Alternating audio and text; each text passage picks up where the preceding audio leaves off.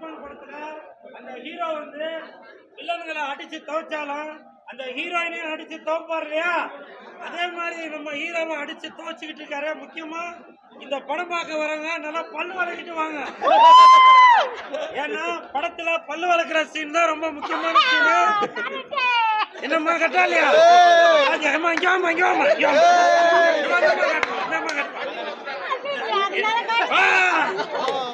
பல்லு நாட்டியுமே இந்த அம்மாவுக்கு வந்து எவ்வளவு சிரிப்பு பாத்தீங்களா? அந்த அளவுக்கு படம் வந்து அருமையா இருக்கு.